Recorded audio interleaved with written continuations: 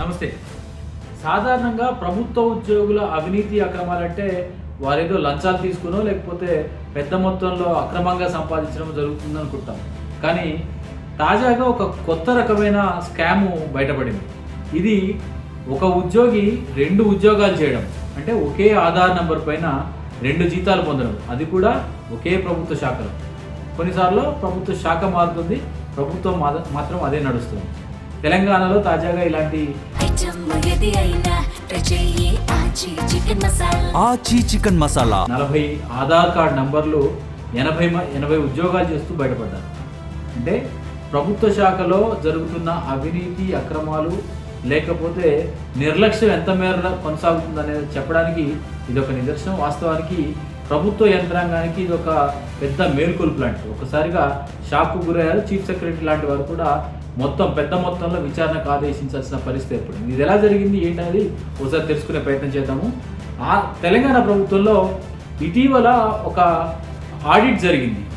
Audit అంటే integrated financial management information systems అని ప్రభుత్వ ఉద్యోగులకు సంబంధించి వారి ఆధార్ నెంబర్లన్నింటి కూడా వెరిఫై చేసి వారి ఖాతాలకు పాన్ నెంబరు ఆధార్ నెంబర్ను లింక్ చేసే ప్రక్రియ ప్రారంభమైంది.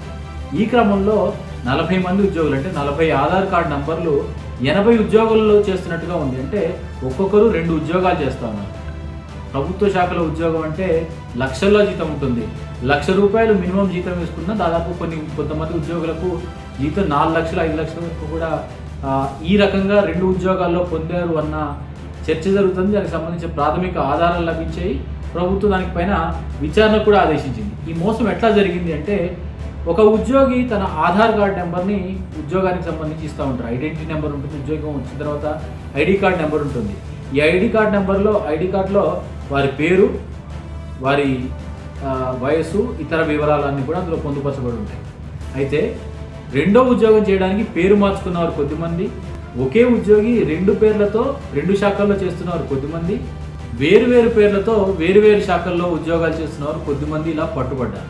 దీనికి సంబంధించిన వివరాలు మనం తెలుసుకునే ప్రయత్నం చేద్దాము.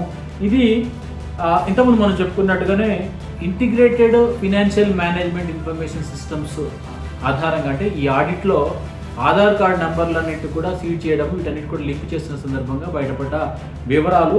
ఈ డూప్లికేట్ ఐడీలను గుర్తించి ఆధార్ నెంబర్లను లింక్ చేసి చూస్తే 40 ఆధార్ నంబర్లు 2 వేరు శాఖల్లో, కొన్ని శాఖల్లో వేరు పేర్లతో బయటపడ్డ ఉదంతాలు కనిపించాయి. ఇవి ఎక్కువగా 5 శాఖల్లో ప్రధానంగా వీరున్నట్టుగా తెలుస్తోంది.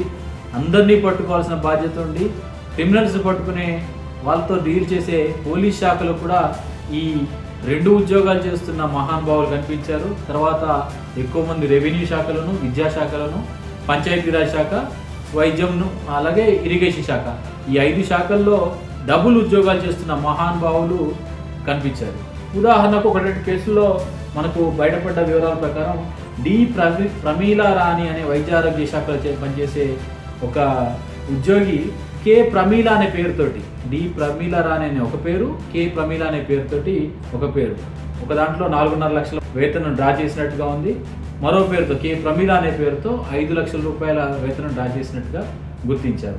అలాగే నీటిపారుదల శాఖలో ఒకే శాఖలో 2 వేరు పేర్లతోటి పి ఝాన్సీ లక్ష్మి అన్న పేరు ఒకటి, పాటిబండ్ల ఝాన్సీ లక్ష్మి అనే ఒక పేరుతో, ఒక దాంట్లో ₹1,50,000 జీతం, ఒక దాంట్లో 2 లక్షల రూపాయల జీతం డ్రా చేసినట్టుగా ఉంది.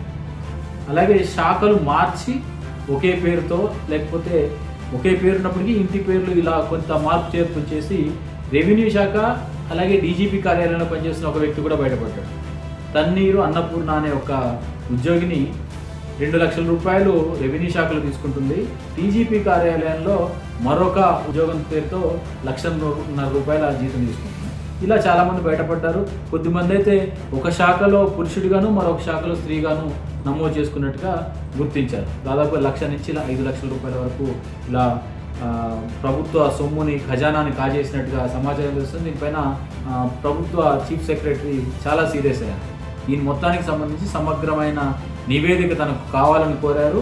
ఈ 4-5 శాఖలు మాత్రమే కాదు, తెలంగాణ ప్రభుత్వంలో ఉన్న అన్ని శాఖల్లోనూ ఈ తరహా విచారణ జరిపించి ఈ తరహా ఉద్యోగులు ఎవరైనా ఒకే ఆధార్ నెంబర్తో వేరు పేరుతో వేరు శాఖల్లో పనిచేస్తున్నట్టుగా ఏమన్నా ఆధారాలు ఉన్నాయన్న విచారణ జరిపి వారం రోజుల్లోగా నివేదిక ఇవ్వాలని ఆదేశాలు కూడా జారీ చేశారు.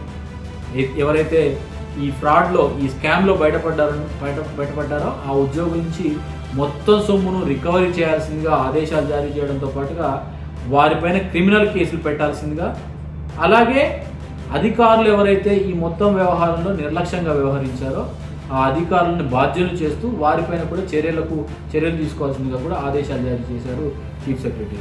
ప్రభుత్వ ఉద్యోగులే 2 ఉద్యోగాల పేరుతో ఇలా రెండు జీతాలు తీసుకుంటూ ప్రభుత్వ ఖజానాకు చేస్తున్న మోసాన్ని ప్రభుత్వం కనిపెట్టడానికి ఇంత సమయం పట్టింది. అది కూడా అనుకోకుండా దొరికిన ఒక క్లూ ఆధారంగా జరిగింది. ఇప్పుడు సమగ్రమైన విచారణకు చీఫ్ సెక్రటరీ ఆదేశించారు కాబట్టి ఇంకెంతమంది ఇలాంటి మహానుభావులు బయటపడతారో చూడాలి.